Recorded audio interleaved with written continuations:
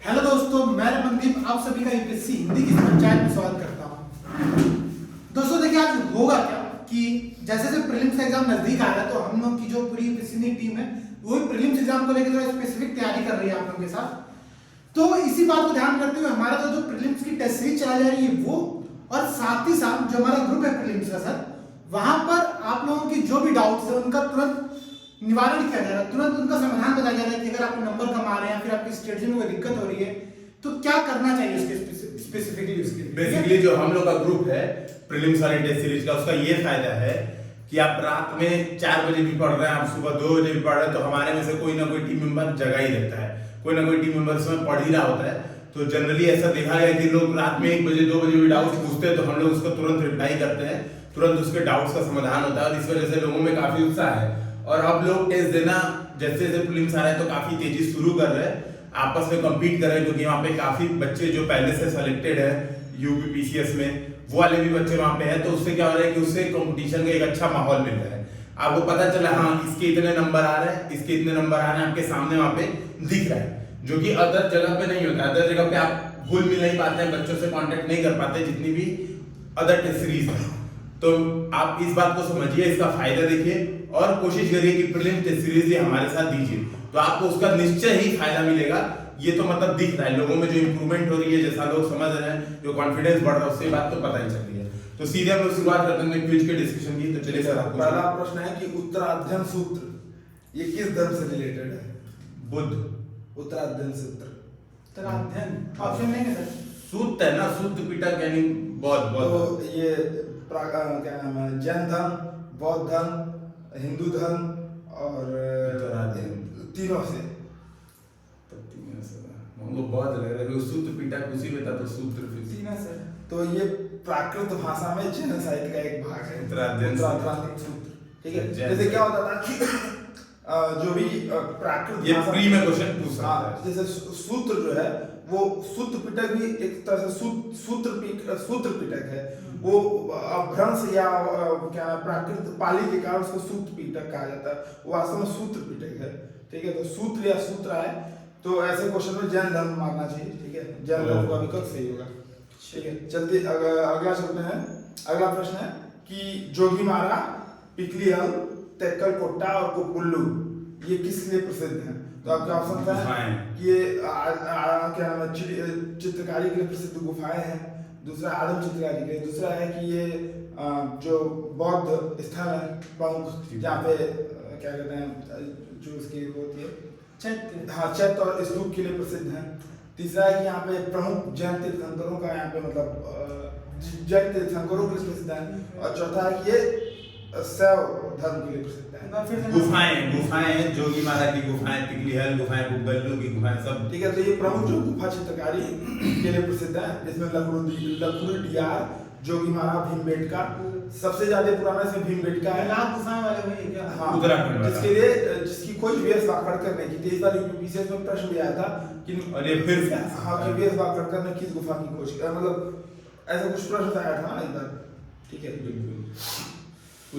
हाँ, अगला है कि जो होयसलेश्वर का जो मंदिर है, होयसल राजा द्वारा बनाया गया था, होयसलेश्वर मंदिर ताराकार शैली में। हाँ, वो एवोल का जो विष्णु मंदिर है, जैसा आपको होयसलेश्वर मंदिर में प्रश्न पूछ देता हूँ। सर बता दें ये ताराकार बनाया गया है। पहला ये कि ये जो है हेलीडुडू में बनाया गया है। दूसरा है कि ये जो मंदिर है ये कठोर पत्थर से निर्मित है। नहीं, चाक पत्थर, चूना पत्थर से, मतलब बहुत ही चाक वाले पत्थर से बेसिकली। बिल्कुल, तो ये जो पत्थरों का जो प्रयोग किया गया नरम पत्थर थे, और ऐसे पत्थरों की प्रकृति ऐसी थी कि जो उस समय जब इनको तराशा गया था तो नरम प्रकृति के थे, लेकिन आज की स्थिति में ये बहुत ज्यादा कठोर हो गए हैं। तो इसीलिए आप जब उसको देखेंगे उसकी कटाई तो एकदम उसमें ब्लेड जैसा कटावट जो कि कठोर पत्थरों में करना संभव नहीं है। लेकिन आज चूंकि वो पत्थर कठोर भले, लेकिन जब वो बना था तो नरम पत्थर थे। अच्छा, अब मेरा क्वेश्चन है मेगस्थनीज जो अपनी किताब लिखा था कुछ भी ठीक है, उसमें उसने मौर्य साम्राज्य का वर्णन किया था। ठीक है, तो आप बताने कि उसमें क्या क्या चीजों को देखा था उसने। तो उसने दास प्रथा का उल्लेख किया था, पहला ऑप्शन है।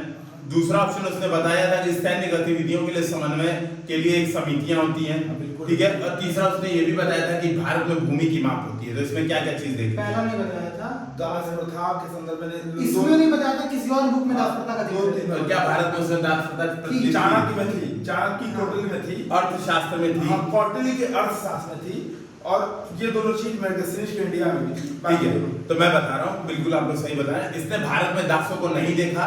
हालांकि जो अर्थशास्त्र है उसमें कृषि दासों का उल्लेख है, ठीक है। समितियों के माध्यम से सैन्य गतिविधियों के समन्वय का उल्लेख इसने किया है। अधिकारियों के द्वारा भूमि की माप को भी बताया है कि अधिकारी भूमि की माप करते थे, ठीक है। तो ये बात आपको समझनी होगी। हाँ, अगला प्रश्न पूछूं। जो शक संवत है, इसकी शुरुआत किसने की थी? शक संवत की शुरुआत कब हुई थी? अरे कुषाण, 77 कनिष्क ने, कनिष्क ने। हाँ, कनिष्क शासक, कुषाण शासक कनिष्क कनिष्क ने। 78 ईस्वी में, 78 ईस्वी में। ठीक है। बिल्कुल। और ये भारत का राष्ट्रीय संवत भी है। हाँ, 1900 का बना था, 53 में या 52 में? हाँ, 53 में याद नहीं है, 1952 या 53 में इसको। और 78 ईस्वी में ये शुरू हुआ है। मुझे एग्जैक्टली याद नहीं है, आप लोग एक बार ये कंफर्म मतलब- करके कमेंट सेक्शन में बताएंगे कि शक संवत को कब भारत के राष्ट्रीय जो कैलेंडर उसका दर्जा दिया गया था, ठीक है। अगला मेरा प्रश्न है, आग की खोज निम्नलिखित में से किस मानव ने की थी? आग की खोज, तो आपके ऑप्शन है Homo habilis, Homo sapiens, Homo sapiens sapiens, होमो इरेक्टस। होमो इरेक्टस। अरे वो रगड़ के आग निकाली, क्योंकि है हाँ। होमो हैबिलिस का मतलब तो हथौड़ा मानो, ठीक है। होमो सैपियंस तो हम लोग के पूर्वज, होमो सैपियंस सैपियंस हम हम लोग, लोग हैं। तो होमो इरेक्टस ही बचा है। हम लोग के पूर्वज जो होमो सैपियंस सैपियंस, अच्छा, हम लोग होमो सैपियंस। हम लोग होमो सैपियंस।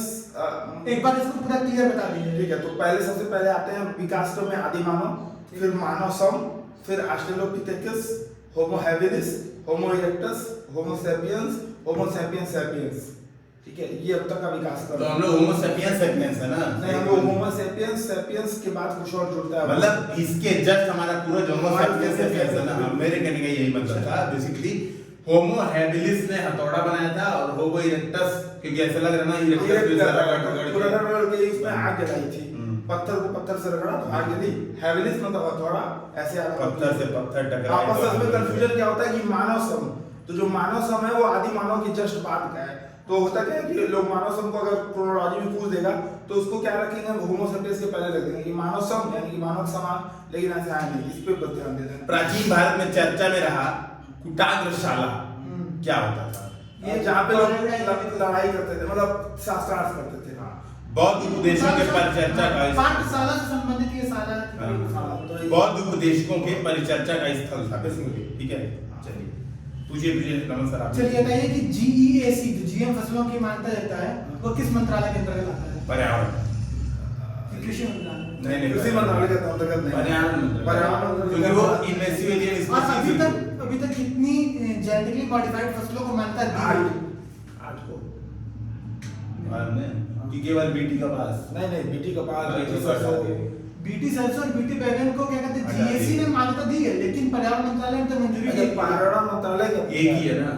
अभी तक सिर्फ वही है, बीटी बीटी कपास बैगन। ही है। अच्छा, बीटी बैगन भी नहीं है। बीटी सुनिए, बीटी GAC कपास ने क्या किया। है कि GAC पहले अनुमति देता है, फिर पर्यावरण मंत्रालय जो होता है वो परमिशन पास करता है। तो बीटी कपास से पास कर दिए, बाकी बीटी बैगन और जो तो बाकी GAC ने भी केवल एक फसल को मान्यता दी। तीन। जीएसी ने 3 दी है, और ओरिजिनल में से भारत में मान्यता केवल 1 को मिली है ना? अच्छा, आपको बताना है, मैं कुछ महाजनपदों के नाम बता रहा हूँ, आपको आधुनिक नगर बताने हैं कौन से हैं। तो जल्दी जल्दी क्विज होगा, शॉर्ट में बताइए आसान से। चेदी, अस्मक।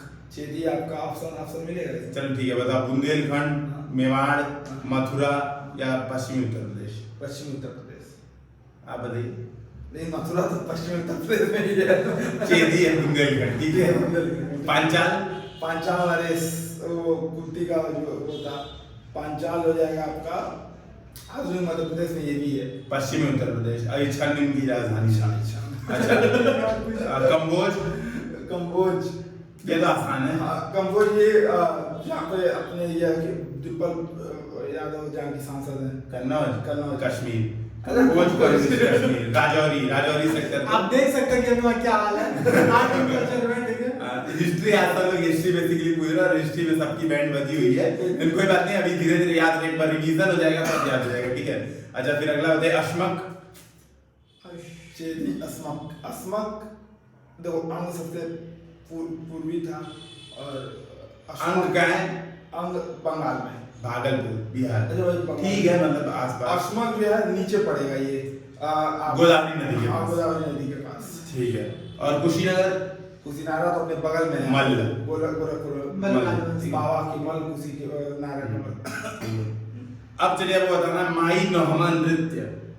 माई नोहमा नृत्य। नहमार नृत्य। नोहमा नोहमा माई मतलब जो मम्मी वाला माई, ये हमारा माई वाला नोहमा, ठीक है। Option माई नोहमा नृत्य कौन करता है, मतलब किस समुदाय के लोग करते हैं? आपको बताना है रियांग, शिनजियांग समुदाय के लोग, या फिर आप बता दीजिए बुरिया, लेप्चा।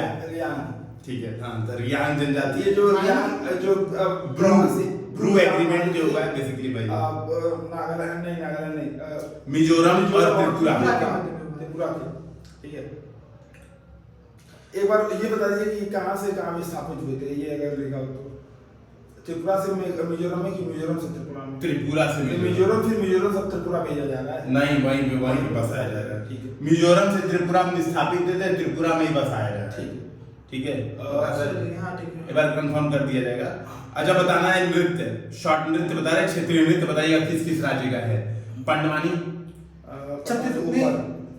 छत्तीसगढ़ का। मंडो, मंडो मंडो मंडो मंडो गुजरात या पंजाब। ऑप्शन दे सर, ऑप्शन दे। गोवा, सही है। गोवा। ऑप्शन तो नहीं मिलेगा ना, बात तो ये लमन, लमन है ऊपर, हिमाचल प्रदेश। ठीक है, चलिए बस अब आप पूछिए। अच्छा बताइए, आपकी दिलचस्पी चलिए सर, हमने डिस्कस किया था अभी, ठीक है। रामसर कन्वेंशन में कितनी भूमियां शामिल हैं भारत में? हाँ। 34। रुके, मैं बता रहे हैं 37। दरअसल देखिए, हमें किसी को नहीं आता, हमें डिस्कस कर रहे थे 38 हमको बता दी। और 42 हो चुकी है। हाँ। कितनी बड़ी बात, 42 बता रहा है। 42 हो चुकी है। मतलब अभी भारत ने दिया है कि बन चुकी है? 42 बन चुकी हैं। अच्छा। लद्दाख का कोई तोस्कर नाम हाँ, का- सोकर सोकर नाम का जी। हाँ, हम लोग इसको सर्च कर लीजिएगा और बताएगा कि अब तक आज के डेट में भारत में कितनी रामसर स्थल है। ठीक है। 37 38 हमको बता दो सर। 26 था, 10 बढ़ाया फिर गया। एक बड़ा, फिर एक और बड़ा सुंदरबन बड़ा था ना?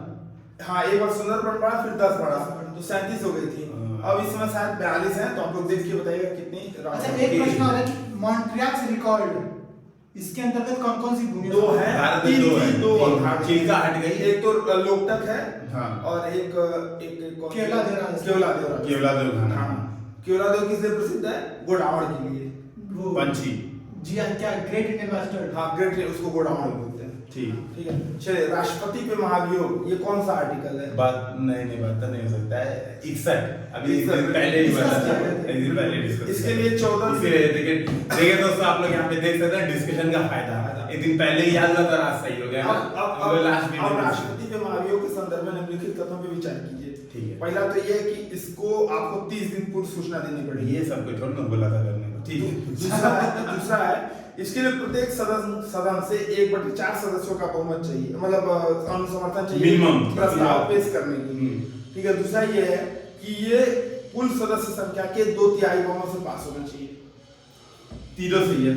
30 दिन पहले अभी से तीनों सही है। कुल सदस्य संख्या के 2/3 बहुमत चाहिए, बिल्कुल।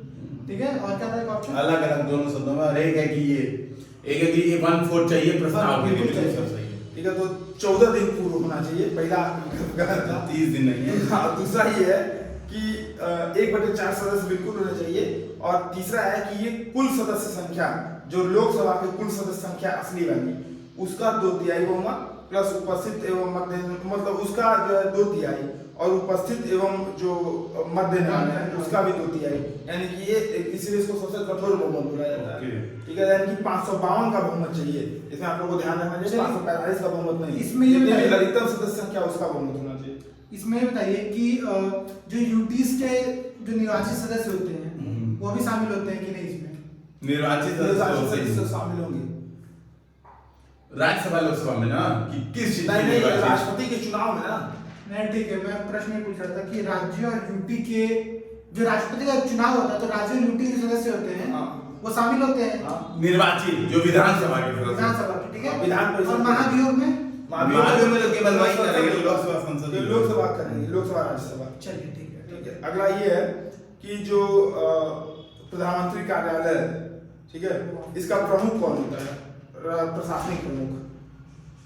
प्रधानमंत्री कार्यालय का प्रधानमंत्री का मुख्य सलाहकार, केंद्रीय सचिव परिषद का कुछ होता है तो प्रधानमंत्री का प्रमुख सचिव हाँ भाई मुख्य सलाहकार वही, सॉरी मेरे दिमाग में यही था, क्योंकि कैबिनेट सेक्रेटरी तो कैबिनेट सचिवालय का होता है। हाँ, ठीक है। अगला ये कि पनमुनजोंग घोषणा। हाँ पनमुनजोंग बच्चों वाला है, तो चंपुओं का है, उत्तर कोरिया। तो इस स्टेटमेंट ये है कि इसमें अमेरिका शामिल है। हाँ अमेरिका है, नहीं उत्तर कोरिया दक्षिण कोरिया, केवल उत्तर कोरिया दक्षिण कोरिया एकदम सही है। हाँ ये इंटर कोरिया है, इंटर स्टेट कोरिया प्रायद्वीप को एकीकरण करने के लिए समृद्ध शांति व एकीकरण हेतु किम जोंग उन और दक्षिण कोरियाई राष्ट्रपति मून जे इन के मध्य 2018 में अपनाई गई घोषणा। मून जे इन। हाँ अच्छा, अब अगला इसी पे प्रश्न है कि इसमें एक लक्ष्य ये भी था कि कोरियाई प्रायद्वीप को परमाणु मुक्त बनाया जाएगा। बिल्कुल ये लक्ष्य था, इसीलिए तो करेंगे। तो भी सैनिकरण भी इसका एक लक्ष्य है, डिमिलिटराइजेशन ऑफ न्यूक्लियर। अच्छा अगला क्वेश्चन मेरा, ईस्ट इंडिया एसोसिएशन जिसकी स्थापना दादा भाई नौरोजी ने लंदन में की थी, ठीक है, इसके प्रथम अध्यक्ष कौन थे? दादा भाई नौरोजी स्वयं? नहीं। चंद्रमुख चटर्जी? नहीं। लॉर्ड लिवेटिन या फिर डब्ल्यू.सी. बनर्जी? नहीं, डब्ल्यू.सी. बनर्जी सी वाला ऑप्शन गेस कर सकते ये सचिव थे, और एक जो अभी अंग्रेज नाम बताया वो थे लॉर्ड लिवेटिन। हाँ ठीक है, इसका आंसर सही है, लॉर्ड लिवेटिन इसके प्रथम अध्यक्ष थे। और इसके प्रमुख सचिव कौन थे? ये सब कुछ नहीं है, बस हम इतना नोट किए, ईस्ट इंडिया एसोसिएशन दादा भाई नौरोजी और लंदन। हाल ही में चर्चा में वाईएस मलिक पैनल, हाँ बता देंगे, ये किसके लिए था? ऑप्शन दीजिए। तो ये है कि तटों की ग्रीन रेटिंग करने के नहीं एकदम नहीं। दूसरा ये है कि ये सीएनजी वाहनों को बढ़ावा देने के लिए, तीसरा है कि ये इलेक्ट्रिक वाहनों को बढ़ावा देने के लिए, और चौथा ये कि पेट्रोल में जो मेथनॉल है ना e vehicles. C YS Malik panel e vehicles. हाँ, on electric vehicle, YS Malik panel on electric vehicle, ठीक है। इन्होंने इलेक्ट्रिक वाहनों की प्रोत्साहन हेतु 15 सूत्री कार्य योजनाएं प्रस्तुत की थी। अब इसको आप पर्यावरण के प्रश्न में जब भी मेंस में आए तब भी आप उसको जोड़ सकते हैं। वाईएस मलिक पैनल आप कंक्लूजन दे सकते हैं, कंक्लूजन दे सकते हैं। इलेक्ट्रिक व्हीकल पे आए, बढ़ते प्रदूषण पे आए, पेट्रोल के बढ़ते दामों पर भी प्रश्न है, तो आप इसको डाल सकते हैं। बिल्कुल ठीक है। चलिए अगला प्रश्न आप लोग बताइए अब कि अनुच्छेद 368 के बाहर कौन कौन से संशोधन किए जा सकते हैं, ठीक है। मैं ऑप्शन देते हैं और आप बताइए सही है कि गलत। ठीक। पहला, नए राज्यों का निर्माण। हाँ हो सकते हैं। राज्यों के नामों का परिवर्तन। बिल्कुल हाँ हो सकता है। विधान परिषद का निर्माण और समाप्ति। हो सकता है साधारण विधेयक। भाई तो 368 के बाहर हो सुप्रीम सकता कोर्ट है। के क्षेत्राधिकार को कम करना। बिल्कुल हो सकता नहीं, है। कम करना कैसे हो सकता है? बढ़ाना। कम कभी नहीं कर सकता है। बढ़ा सकता है। बढ़ा सकता है। कम नहीं कर सकते, सही बात है। अच्छा चलिए बस ठीक है। अच्छा, सुप्रीम कोर्ट में जजों को बढ़ाने के लिए, सुप्रीम कोर्ट में जजों की संख्या बढ़ाने के लिए तो क्या करना पड़ेगा? कार्यकारी आदेश आएगा, विधेयक प्राप्त। सुप्रीम कोर्ट में जज बढ़ाना है तो अधिनियम आएगा, हाई कोर्ट में बढ़ाना है तो अधिनियम और आएगा। अध्यादेश से बढ़ा सकते हैं। नहीं अध्यादेश से क्यों? अध्यादेश से ही बढ़ा मतलब अधिनियम को अनुसमर्थित करना। हाँ अधिनियम बनवाना पड़ेगा बेसिकली आर्टिकल्स के तो थ्रू। अध्यादेश उन सभी विषयों पे आ सकता है जिसपे संसद कानून बना सकती है। संसद कानून बनाएगी तो अध्यादेश ला सकती है। क्या संविधान संशोधन के लिए अध्यादेश लाया? नहीं, संविधान संशोधन। और अध्यादेश किस आर्टिकल के अंतर्गत है? 1 2 3 123 1 और राज्य में 213। और ये बताइए आप लगे याद कि ये कहाँ से लिया गया है अध्यादेश की शक्ति? अध्यादेश की शक्ति 1861 वाले में पहली बार आया था अध्यादेश, लेकिन लिया गया 1935 के से। मैं 1861 वाला से पूछ रहा हूं। 1861 में पहली बार अध्यादेश का कॉन्सेप्ट आ गया था भारत में, लेकिन ऐसे डायरेक्ट थोड़ा ना वहीं से 1861 वाले एक्ट से तो कुछ लिए ही नहीं ना हम लोग, तो भाई मान के 1935 जब ये लेकिन क्वेश्चन अगर दोनों ऑप्शन आता है तो इसमें अब क्वेश्चन इस तरह से पूछेगा भारत में प्रथम बार अध्यादेश जो कि 1935 का एक्ट हम मानते हैं और तुम नहीं मानते। चलिए चलिए पूछिए। तो अगला आपको जल्दी जल्दी कुछ नाम बता रहा हूँ, उसके राज्य बताते जाइएगा। कठपुतली है, कठपुतलियों के राज्य नाम बताते जाइएगा। कुंदेई, उड़ीसा, रावण छाया, ये भी उड़ीसा, कोम्बाइटा, कोम्बाइटा नीचे तमिलनाडु, आंध्र प्रदेश, कर्नाटक, कठपुतली, कठपुतली बिहार, राजस्थान। ठीक है, अच्छा ठीक है, बस दो सही दो। अच्छा, बाघ और गैंडा से हड़प्पावासी परिचित थे। बाघ और गैंडा से। दूसरा ये कि जो प्राचीन काल में जो खुदाई मिली है उसमें अधिकांश सोना जो है वो मध्य एशिया से प्राप्त हुआ है, कोलार की खान से। तो आप लोग अब पहला भी सही है, दूसरा भी सही है। दूसरा सही है, पहला मुझे आइडिया नहीं है। ठीक है। तो अगापावासी घोड़े से परिचित थे, वहीं बाघ और गैंडा से परिचित थे। एकदम सही। प्राचीन काल में जो प्रयुक्त अधिकांश सोना है वो रोमन साम्राज्य और मध्य एशिया से प्राप्त हुआ है, ठीक है। सन 200 ईस्वी से भारत में खुदाई के प्रमाण जो गोला की खाना बता रहे हैं उसमें से मतलब खुदाई के प्रमाण मिले हैं। तो अधिकांशतः सोना जो प्राचीन भारत में उस रोमन साम्राज्य से और मध्य एशिया से प्राप्त है व्यापार के बदले, ठीक है। चलिए मैं कुछ वंश के नाम बता रहा हूँ, आप लोगों को बताना कि कौन कौन से किस किस वंश में ये क्रोनोलॉजी बतानी है, ठीक है। नंद वंश, हर्यक वंश, शिशुनाग वंश और मौर्य वंश। हर्यक, शिशुनाग, HSK, हर्यक, शिशुनाग, नंद, मौर्य, ठीक है। उदयन किस वंश का शासक था? उदयन मौर्य के बाद था, जो मौर्य को मार दिया था ना। तो शुंग था, फिर मौर्य के बाद शुंग के बाद कौन थे? कर्ण थे ना। तो उदयन मौर्य वंश का मान। तो उदयन हर्यक वंश का शासक था। उदयन के पिता का नाम अज्ञातशत्रु था और अज्ञातशत्रु के पिता का नाम बिंबिसार था। जो बिंबिसार थे और अज्ञातशत्रु ऐसा माना जाता है कि ये बुद्ध के समकालीन थे। अच्छा प्रश्न अब यहाँ आ रहा है, निम्नलिखित में से कौन अपने पिता को मार के बैठा था? सारे के सारे। तो बिंबिसार क्योंकि पहला पैदा था तो इसलिए कैसे बैठे? इसका कुछ ऑप्शन नहीं है। अजातशत्रु और जो उदयन है ये दोनों अपने पितृहंता वंश इसको बोलते हैं, हर्यक वंश को, इसीलिए क्योंकि अपने पिता को मार करके शासक बने थे। इसके बाद से शिशुनाग वंश आता है, उसके बाद नंद वंश आता है, उसके बाद मौर्य वंश आता है, फिर कौन सा था? कर्ण नहीं, शुंग। शुंग के बाद शुंग के बाद कर्ण वंश आता है। चलिए भारत में बाह्य आक्रमण के संदर्भ में इतिहास ज्यादा हो जाएगा क्या? दिमाग खराब हो गया इतिहास। भारत में बाह्य आक्रमण के संदर्भ में मैं कुछ वंशों के नाम बता रहा हूँ जो आक्रमण भारत में आए और बस गए। तो आपको बताना कि कौन कौन क्रोनोलॉजी क्या थी। हमेशा को क्रोनोलॉजी बहुत पसंद है तो आपको मोटा भाई समझिए। चलिए तो शक, पहला हुण यूनानी, ठीक है, बहुत आसान। यूनानी सबसे पहले आए थे, ठीक है। फिर पहलव, फिर शक, हुण तो गुप्त काल में आए थे यार, आक्रमण कर रहे थे। हुण दबंग सबसे आखिरी है, इसका तुमने भी सुनने पड़ा है। हुण दबंग सबसे आखिरी है, उसके पहले सबसे पहले यूनानी के बाद ईरानी, स्मृति ईरानी वाला, और फिर पहलव। ये पहला कौन वंश था? मुझे पार्थियाई, वही ईरानी। तो पहले यूनानी आए, फिर शक या सीथियन आए, फिर शक, पहला पार्थियाई आए, फिर कुषाण आए, फिर इसका शॉर्टकट नहीं बनाया, शॉर्टकट याद है। यूस पकुहू। अच्छा ईरानी सबसे, स्मृति ईरानी सबसे पहले, ईरानी सबसे पहले आए, फिर यूनानी आए, फिर शक आए, फिर पहला आए, फिर कुषाण, फिर हुण। ये 5 जो है 6 जो है क्रम है। हुण तो आसान है, सबसे आखिरी गुप्त, ये तो पता था। हुण, उसके पहले कुषाण थे, उसके पहले पहलव थे, शक यूनानी के बाद थे। यूनानियों को बहुत ज्यादा शक होता था। ठीक है, तो आज का इतिहास से लास्ट क्वेश्चन है, कैडेफाइसिस जो राजवंश था वो इनमें से किस राजवंश, मतलब इसमें से कौन सा किस? फाइसिस ऐसा कुछ नाम है ना? कैडेफाइसिस। बस क्या हो सकता है, बता दीजिए आप ही बता दीजिए। आप पूछिए। तो वही क्वेश्चन है जो सब पहला यूनानी, ईरानी, कुषाण, हुण, इसमें से कौन से राजवंश, मतलब यूनानी में कैडेफाइसिस राजवंश? यूनानी दवाखाना में लेके। तो जो कैडेफाइसिस राजवंश है इसी का शासक था कनिष्क, जिसने शुरू कुषाण। हाँ कुषाण। अच्छा कनिष्क राजवंश का शासक नहीं था, कनिष्क कुषाण था। कनिष्क कैडेफाइसिस राजवंश, कुषाण राजवंश में 2 शासक हुए, मतलब 2 शासक वर्ग हुए, एक कैडेफाइसिस राजवंश और एक कनिष्क राजवंश। तो जो कनिष्क था वो कैडेफाइसिस राजवंश का शासक था, मतलब कनिष्क राजवंश का। कुषाण नहीं, कनिष्क।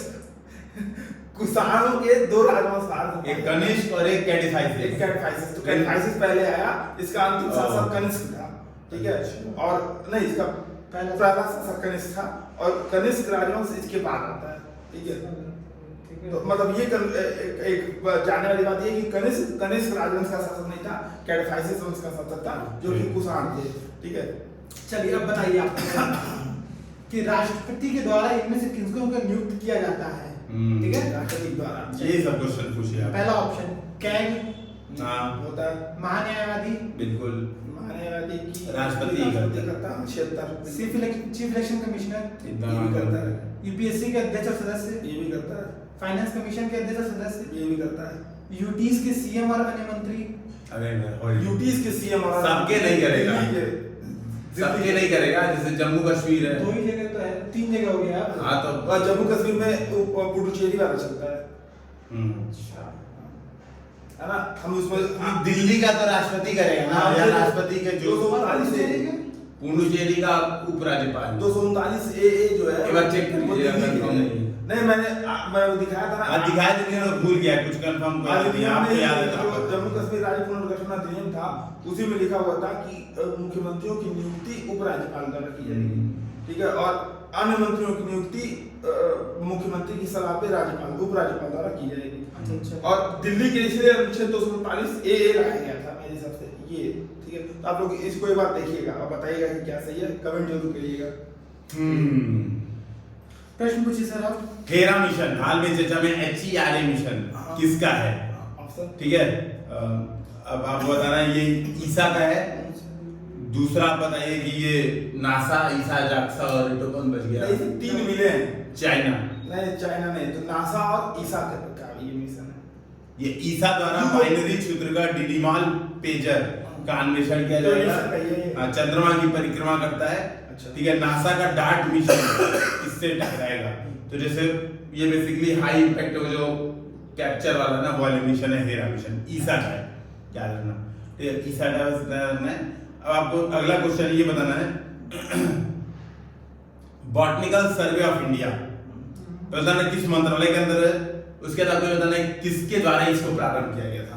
तो ये अरे प्रारंभ तो वही जो थे पहले वाले ये भू हर बार बने हुए जो लड़का सर्वे ऑफ इंडिया में वही। कनिंगम के हाँ। नहीं, कनिंगम नहीं थे इसमें। सर जॉर्ज किंग हाँ जॉर्ज किंग थे। और मिनिस्ट्री ऑफ एनवायरनमेंट के एनवायरनमेंट के अंदर आता था कि भू वाले वो कौन सा? अर्थ साइंस नहीं, एनवायरनमेंट के अंदर। एनवायरनमेंट के अंदर। चलिए बताइए, सीरियस फ्रॉड इन्वेस्टिगेशन ऑफिस किस मंत्रालय के अंतर्गत? वित्त मंत्रालय। मंत्रालय, SFIO। हाँ, ऐसे गलत हो गया, वाणिज्य उद्योग, मिनिस्टर ऑफ कॉर्पोरेट अफेयर। वाणिज्य नहीं, वाणिज्य मंत्रालय के अंदर। SIFO नहीं यार, SFIO बचे फाइनेंस चेक कर लो सर, मैंने वो लिखा हुआ है। आप जब बोल रहे चेक नहीं चेक कर अरे आप बोल दिए। आप लोग चेक करके बताइए कमेंट सेक्शन में, कुछ गलत होता हाँ वैसे सही है, मेरे हिसाब से आप सही बोल रहे हैं। आप ऐसे ही कंफ्यूजन था कि वित्त मंत्रालय फीलिंग आ रही थी। हाल ही में नहीं, 2 साल पहले चर्चा में रहा गिरिंग का प्रोग्राम क्या है? गिरिंग का प्रोग्राम रवांडा या कहीं वहीं पे गाय को गाय दान करने गए थे। गोदान, ठीक है। गोदान है। बिल्कुल। तो किगाली रवांडा में हाँ। एक परिवार एक गाय की जो सामाजिक सुरक्षा योजना है, भारत सरकार इसमें सहयोग दे रही है। इसमें बंधुत्व को बढ़ावा देने के लिए परिवार अपने पड़ोसी को बछिया गिफ्ट करेगा। तो जो भी बछिया होगी गाय से उसको गिफ्ट किया जाएगा। अब आप ये बताइए अगला, केंद्रीय हिंदी समिति का अध्यक्ष कौन होता है? गृह मंत्री नहीं, मोदी जी। Prime minister. भाइयों बहनों, PM अध्यक्ष, इसके सदस्य सरकार द्वारा चुने जाते हैं। आवश्यक नहीं है कि सभी सदस्य हिंदी राज्यों के CM सदस्य हो, तो कोई भी हो सकता है। ठीक है, पहली बात तो ये ध्यान रखना है। अब आपको अगला ही बताना है कि क्लीन एनर्जी ट्रांजिशन प्रोग्राम, ठीक है, ध्यान रहे, पुराना क्वेश्चन ये नहीं पूछेंगे। अगला ही बताइए आप, वासेना ग्रुप और ऑस्ट्रेलिया ग्रुप क्या क्या है?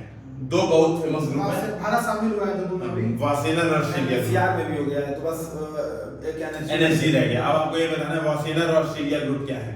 तो वासेनार अरेंजमेंट है और ऑस्ट्रेलिया ग्रुप है रासायनिक हथियारों के लिए। आप बताइए सर। दोनों रासायनिक हथियार है। देखिए ऐसे याद कर लीजिए, ABC ABC याद कर लिया, Australia group biological and chemical weapons की जो टेक्नोलॉजी है उस पर नियंत्रण के लिए। ठीक है, ABC याद कर लीजिए।